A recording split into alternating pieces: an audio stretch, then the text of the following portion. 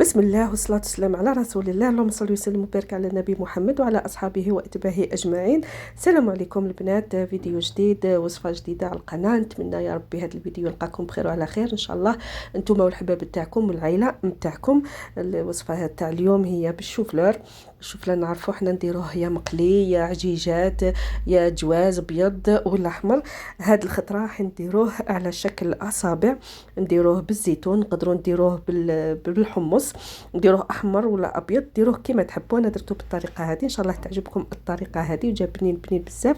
والمهم والاهم انه بدون لحوم يا البنات، لا دجاج لا لحم لا حتى حاجه، ولا حتى لاصوص ما فيها لا دجاج لا لحم لا حتى شي. نتمنى الفيديو هذا ينال اعجابكم ان شاء الله، تجربوه وترجعوا لي في التعليقات وتقولوا لي كيفاه جاكم. بسم الله نبداو يا البنات. هنا عندي راس شوفلور غسلته مليح، درتو يفور، يفور خير ما يكون مغلي، درتو يفور، ما درت فيه حتى شيء، درتو فقط يفور وخليته. ثم رحت نحضر توم، نقيت راس توم درتو في الميكسور. نتوما تقدروا ديروه في المهراز اذا ما عندكمش الميكسور هذا. قلت راس توم وشويه معدنوس وشويه من حشيش تاع الشوربه، ولا الحشيش مقطفه ولا الدبشه كما كل واحد كل منطقه كيفاه يسموه. قلت نهرس مليح هدايا في المهراز ولا نهرسو في الميكسور. ثم نرجع للشوفلور نتاعي، نقطرو مليح يا البنات ولا نعصرو بيدي، طبعا نخليه يبرد، نعصرو مليح من يدي حتى يزول كامل الماء تاعو، ولا نخليه يتقطر مليح من الماء نتاعو. ثم نحطو في باسينه ولا في طبسي ولا في الحاجه نعجنوه، تكون شويه واسعه تسهل لي الخدمه. زدت له حبه بيض صغيره. هنا راس شوفلور متوسط، ما صغير بزاف ما كبير بزاف. قطعت له تانيك بصل هذا الطويل.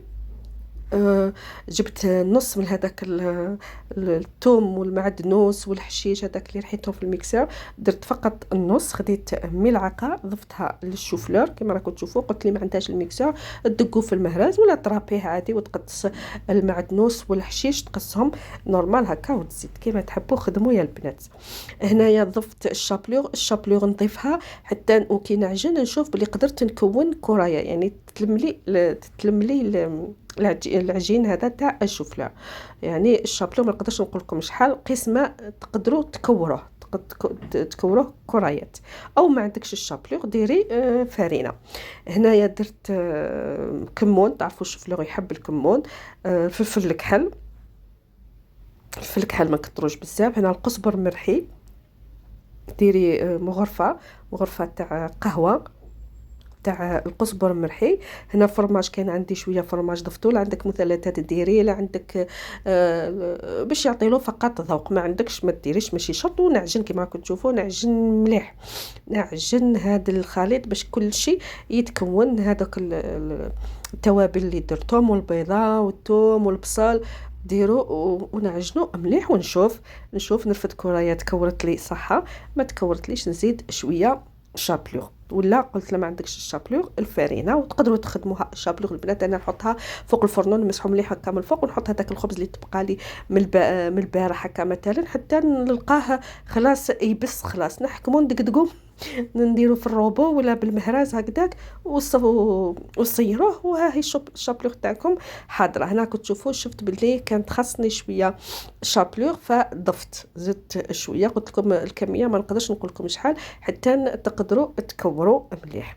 هنا انا قلت مادام قلت لكم بدون لحم ولا اي شيء ما ضفت ليه حتى شيء. انت الا كان عندك شويه دجاج مرحي ولا شويه سكالوب ولا اي حاجه حبيتي تضيفيها ضيفي، تقدري تضيفي. ثم نكور، درتهم هكا سيكار، كورتهم ورمتهم في الشابلور.